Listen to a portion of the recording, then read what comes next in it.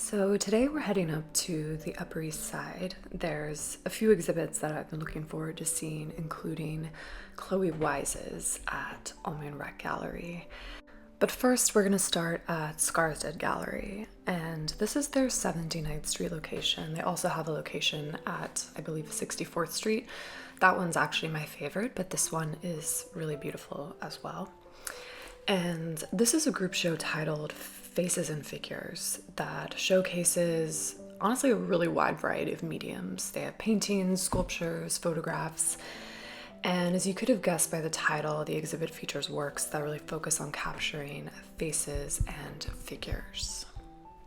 And this exhibit features works by some of the most famous artists from the past century. You've got works by Francis Bacon, George Basilisk, Alexander Calder, George Condo, Willem de Kooning, Robert Mapplethorpe, Picasso, Richard Prince, Cindy Sherman, Andy Warhol. I mean, the list just goes on and on and on. Skarstedt has such an impressive collection of artists in their inventory.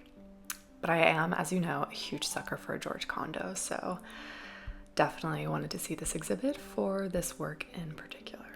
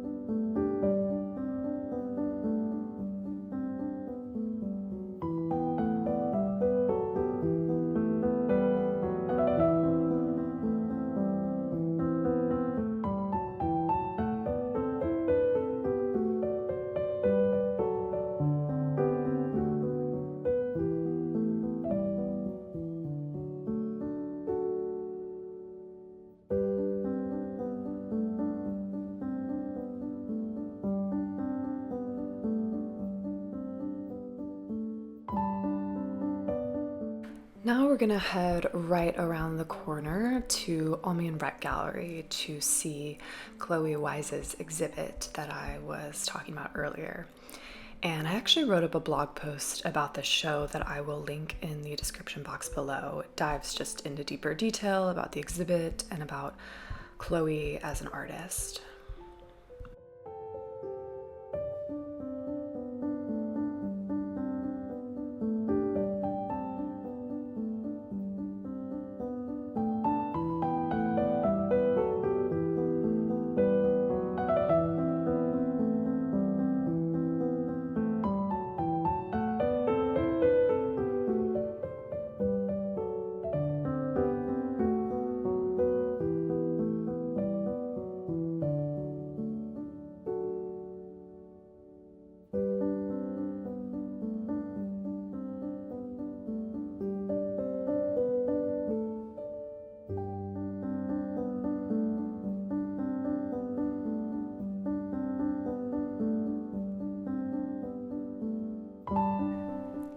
The exhibit is titled Thank You for the Nice Fire, which I think is a reference to the dumpster fire of a year that was 2020.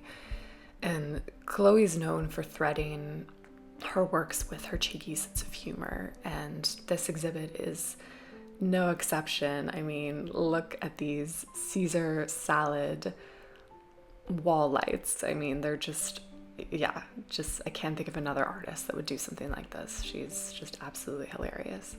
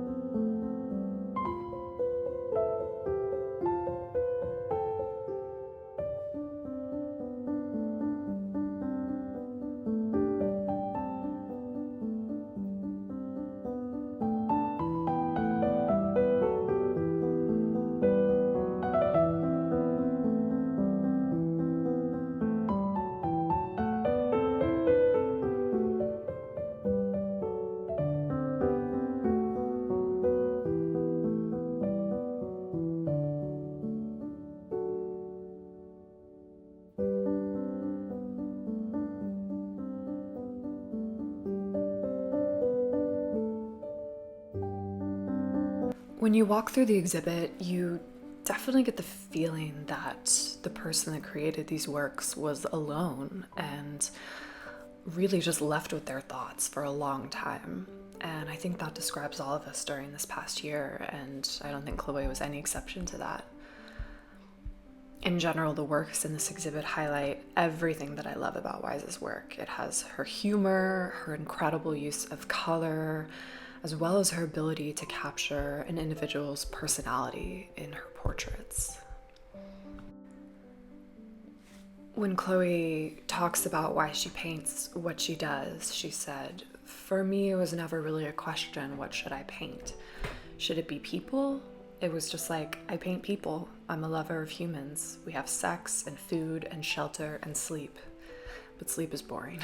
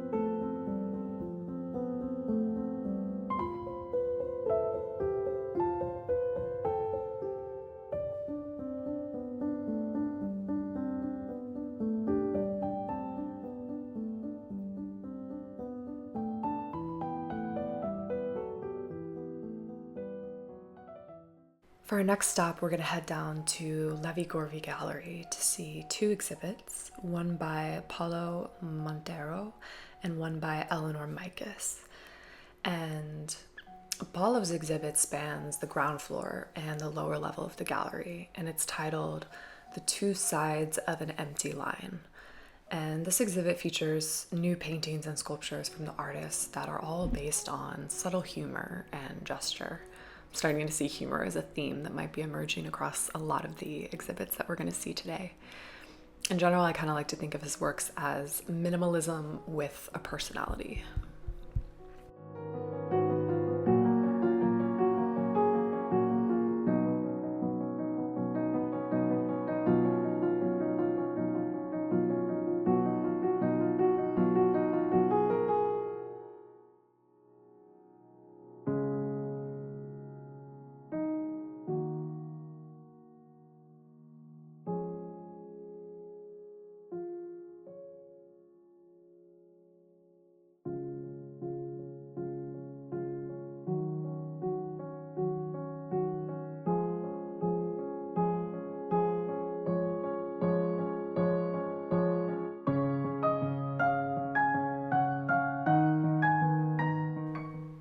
Now we're going to head down to the lower level where the exhibit continues with more of his paintings.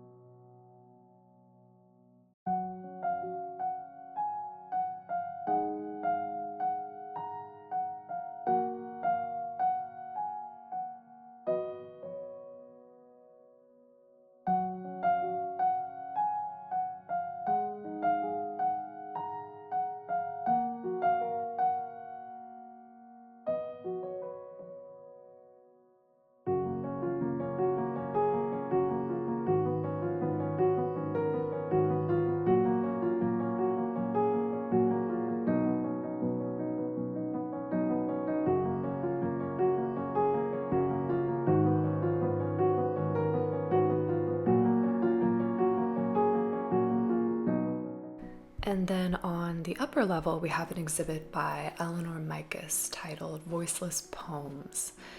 And all of the works in this exhibit are reflective of Mikus experimenting with trying to create works that live in an in-between state between sculpture and painting.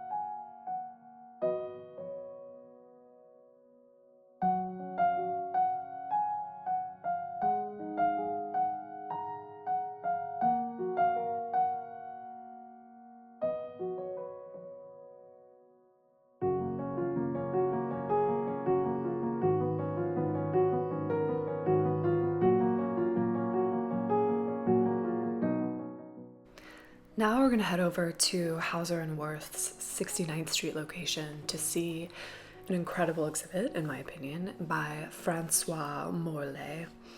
And the exhibit spans 2 floors of this gallery space. And I've also written a blog post about this exhibit that I will include as well in the description box below. But overall, this exhibit is really special because it highlights a significant period in the artist's life where he created works of geometric abstraction that would go on to influence future generations. And ironically, this artist estate used to be represented by the gallery we just visited, Lévy Gorvy Gallery, but the estate moved representation to Hauser and Wirth in 2020, and so this is the inaugural exhibit.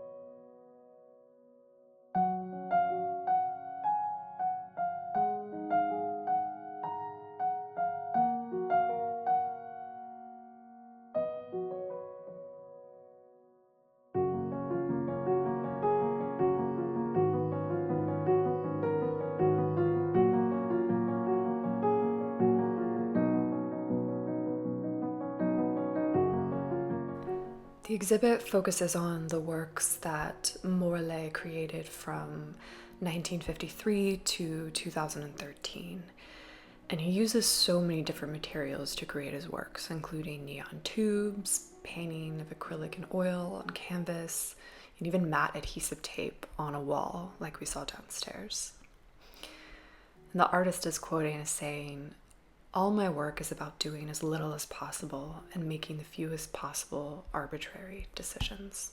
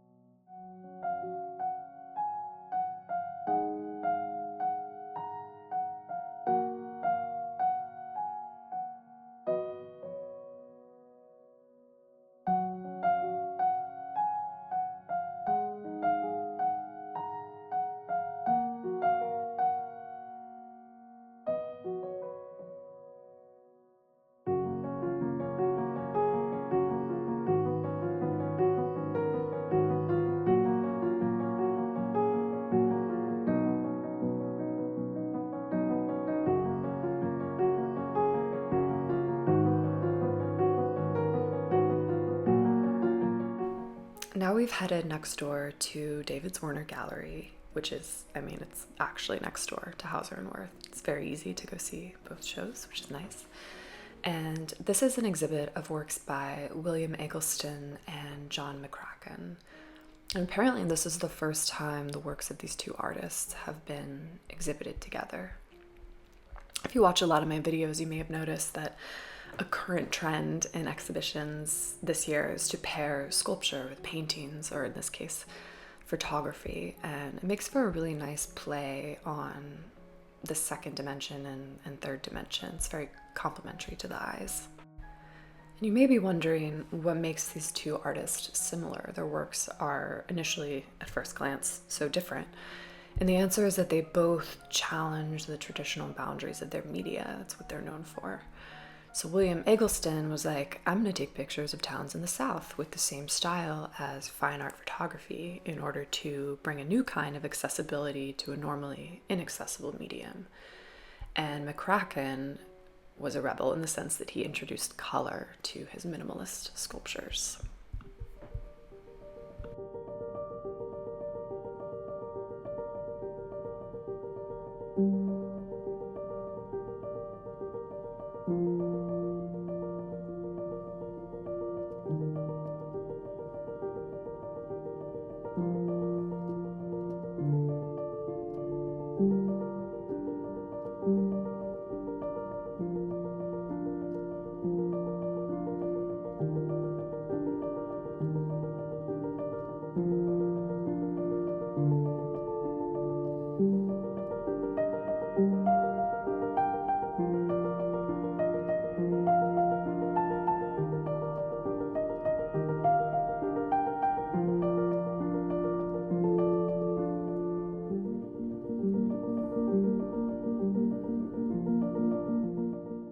Regardless of what kind of art is featured in the exhibits, this gallery space is a work of art in itself. I absolutely love this location, basically for the staircase. It's a beautiful iron detailed, just winding staircase that goes up the center of the building and leads you to each new exhibition space.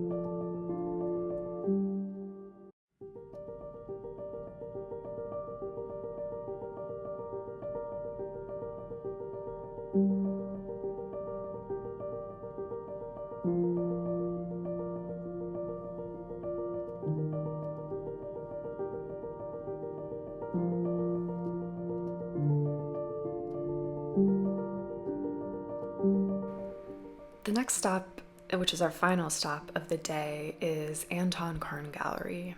And I love Anton Kern Gallery because it's such a large space. You can see multiple exhibits at one time, and today is no exception.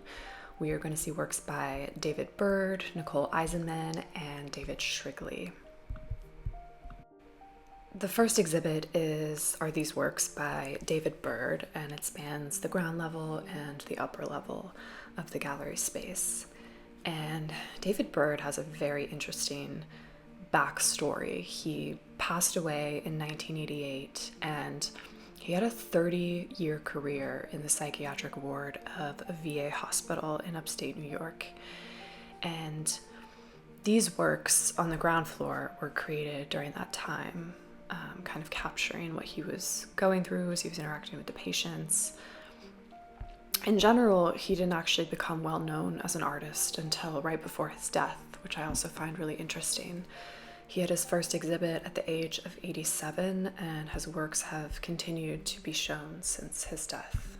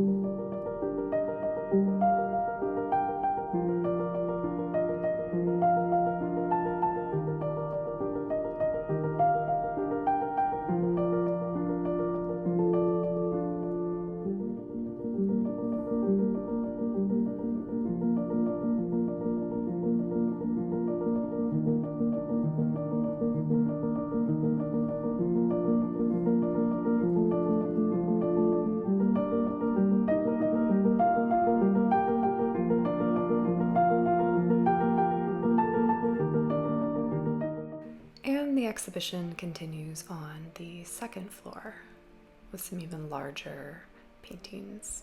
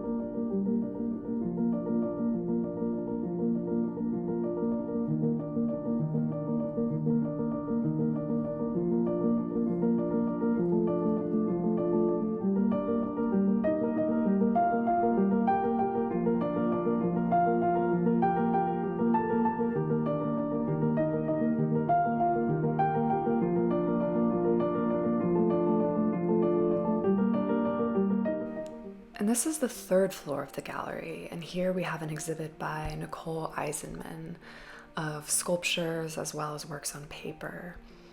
And the sculptures are 4 bronze bathers, which is a very classical theme to depict in sculpture, but Eisenmann has depicted them in a very contemporary way that's filled with her classic humor. They honestly kind of look like frat brothers going floating in a river or something.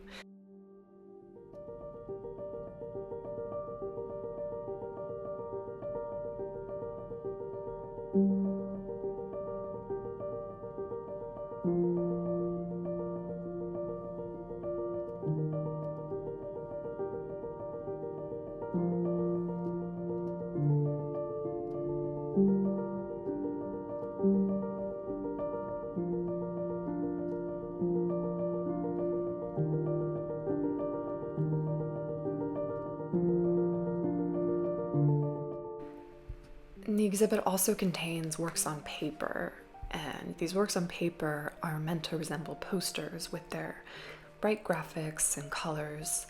And if you look closely, you can pick out various crude and funny elements that she's collaged onto the paper from photos.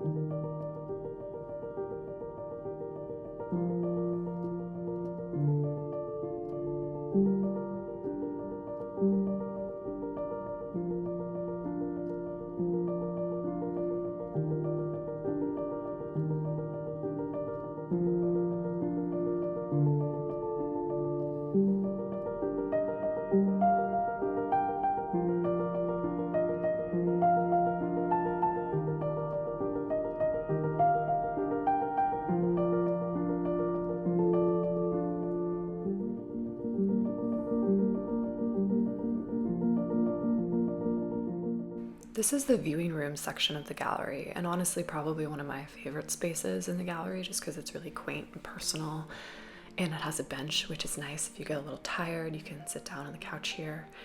And this is a show of works by David Shrigley. And David is a British artist that's known for these humorous, almost childlike paintings on paper.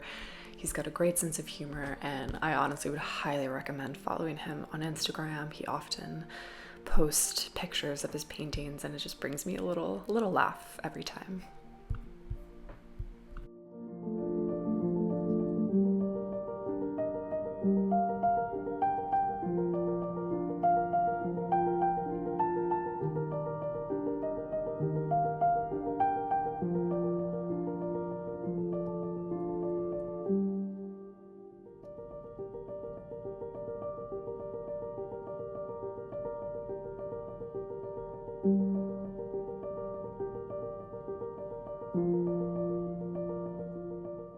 And that's it for the day. Heading home now. So thanks for coming along with me as always, and let me know which exhibit or artist was your favorite.